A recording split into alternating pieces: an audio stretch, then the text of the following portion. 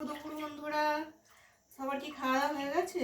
আমাদের রান্না হয়ে গেছে, খাওয়া দাওয়া এখনো হয়নি। রান্না করে চলে এসেছি খাবার বাড়তে। আর কি রান্না করেছি দেখো বন্ধুরা, আজকে তোমাদের একটু দেখিয়ে দিই কি রান্না করেছি।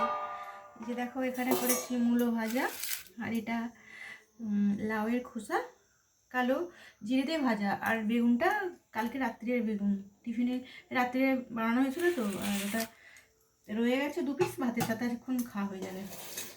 ওটা রান্না করেছি। আর এখানে করেছি দেখো শাক ভাজা করেছি, পেঁয়াজ দিয়ে লঙ্কা দিয়ে শাক ভাজা হয়েছে, কলমি শাক ভাজা ওটা। আর ভাত বাড়বো এখানে। আর এখানে করেছি দেখো বাংলা আমার সর্ষে ইলিশ, চিংড়ি কচি, লাউ, কচি লাউ দিয়ে চিংড়ি মাছের এটা করেছি রান্না। আর লাউটা আমার দাদা এসেছিলো, নিয়ে এসেছিলো, সেই জন্য ভাবলাম একটু চিংড়ি মাছ দিয়ে করি, আর দারুণ টেস্ট হয়েছে বন্ধুরা। আর এখানে দেখো যেরকম চিংড়ি মাছ তো নিয়ে এসেছিলো, এখানে করেছি চিংড়ি মাছের এটা করেছি।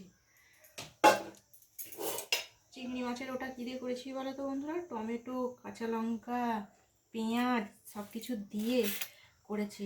আর আমরা 3 জন খাবো, সেই জন্য 2 পিস করে করেছি। আর এই যে দেখো গরম গরম ভাত বাড়ছি।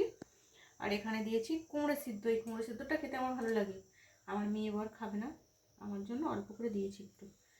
আজকে আমাদের এটাই রান্না বন্ধুরা। তোমাদের কি খাওয়া দাওয়া হয়ে গেছে? যদি না খাওয়া দাওয়া হয়ে থাকে চলে আসো, ভাত বেড়ে ফেলেছি। এগুলোই রান্না করেছে।